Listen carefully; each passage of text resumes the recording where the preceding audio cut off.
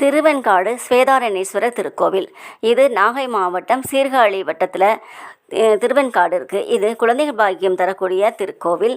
காவிரியின் வடகரையில் அமைந்திருக்கு. சமயக்குறவர்கள் நால்வராலும் பாடல் பெற்ற திருத்தலம். இங்கு ஸ்வேதாரண்யேஸ்வரர், நடராஜர், அகோரமூர்த்தி என்று 3 மூர்த்திகளாக அருள் பாலிக்கின்றார் சிவபெருமான்.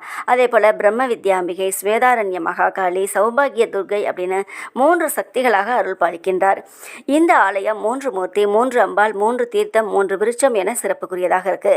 இந்த ஆலயம் புராண காலத்தில் ஆதி சிதம்பரம் அப்படின்னு அழைக்கப்பட்டிருக்கு. காசிக்கு நிகரான 6 திருத்தலங்களில் இதுவும் ஒன்று. இந்த திருத்தலத்தில் 1008 சிவ தாண்டவங்களை புரிந்திருக்கிறார் நடராஜர்.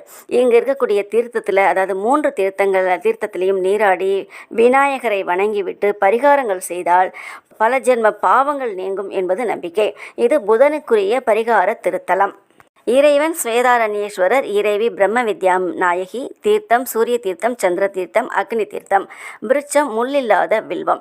சோழர்கள் காலத்தில் கட்டப்பட்டது. ராமாயண காலத்தில் இந்த ஆலயத்தை பற்றி குறிப்பு இருக்குது.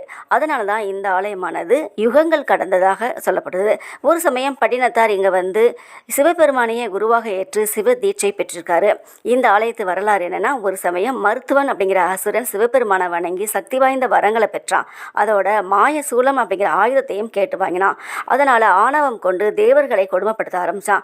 அப்போ தேவர்களுக்கு காவலாக நந்தி அனுப்பினார் சிவபெருமான். அந்த நந்தியையும் சிவபெருமான் கிட்ட பெற்ற மாய சூலத்தினால் அடித்து தாக்கியதுனால காயம் ஏற்பட்டது நந்திக்கு.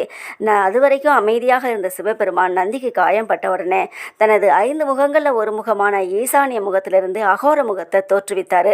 சிவபெருமானுடைய அந்த அகோர முகத்தை கண்டதும் அசுரன் அஞ்சி நடுங்கி ஒடுங்கினான். அதன் பிறகு தனது தவறுக்கு மன்னிப்பும் கோரினான். சிவபெருமான் மன்னித்து அருள் செஞ்சார். அதே சமயம் சிவபெருமானை சரணடைந்த அந்த மருத்துவன்கிற அசுரனுடைய உருவமும் காயப்பட்ட நந்தியும் இந்த ஆலயத்தில் நிறுத்த மண்டபத்தில் காணலாம். இந்த நிகழ்வை ஒவ்வொரு ஆண்டும் திருவிழாவாக கொண்டாடுறாங்க. ஆலய அமைப்பு எப்படி இருக்குன்னா, 9 கலசங்கள் கொண்ட 5 நிலை கொண்ட ராஜகோபுரம். அதை கடந்து உள்ளே சென்றால் கொடிமரம், நந்தி மண்டபம் இருக்குது.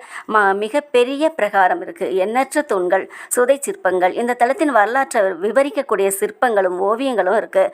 பிரம்மனுடைய சமாதி இந்த ஆலயத்தில் மட்டும்தான் இருக்குது. இந்த ஆலயத்தில் வில்வ மரத்துக்கு அடியில் அவருடைய சமாதி இருக்குது. அதனால தான் தலைவிதியை மாற்றக்கூடிய ஆலயமாக கருதப்படுது. ருத்ரருடைய பாதம் இங்கே இருக்கிறதுனால முன்னோர்களுக்கு திதி தர்ப்பணம் கொடுத்தால் பித்திருதோஷம் நீங்கும். அதோட 21 தலைமுறை பாவமும் சாபமும் நீங்கும் அப்படிங்கிறது இந்த தலத்தினுடைய சிறப்புக்குரிய ஒரு விஷயம்.